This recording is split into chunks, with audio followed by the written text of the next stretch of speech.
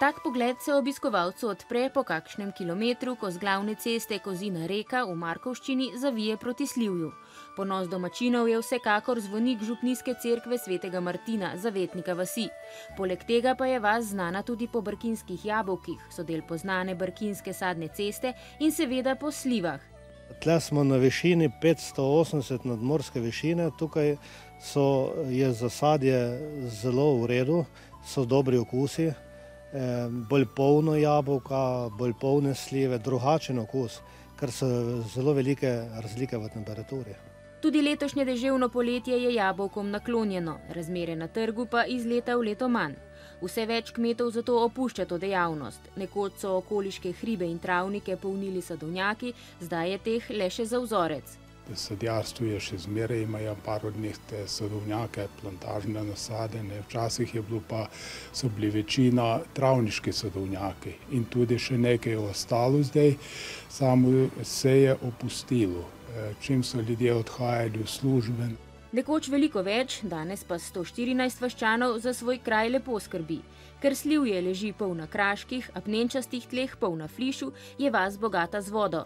Iz bližnje vzpetine, ki jo imenujejo kar hrib, priteka 15 studencev.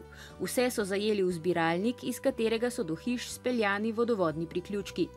Včasih so ti studenci napajali vaška korita, zdaj pa jih je nekaj ostalo le za spomin na nekdaj razvejano kmetijsko dejavnost v kraju.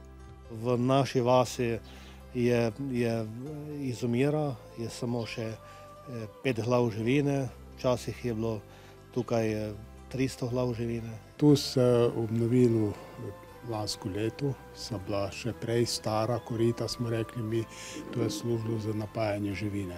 Včasih je bilo živine dosti v vasi. Zvirke nikoli ne presahne, jaz nikoli ne vem, da bi še ne vem kakšna suša, da bi presahnila, to voda zmeraj bila.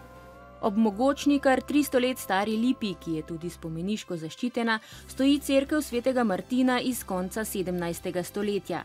Obnovljena je bila leta 1940, v njej pa so freske akademskega slikarja in kiparja Toneta Kralja.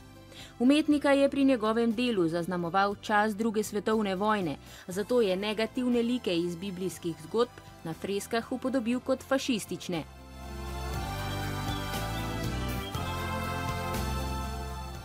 Za ljubitelje narave je tukaj tudi primerno izhodišče za daljše in krajše pohode. Gozdovi pa so v teh dneh zaradi obilnega dežja polni gob. Tukaj se lahko gor na vrh Brkinov se gre ali pa v Čičarijo. Poti pa je še mnogo, med drugim tudi ta, ki po drevoredu 100 lip vodi do vhoda v jamo Dimnice. Več o podzemni znamenitosti pa v naslednji zgodbi iz Brkinov.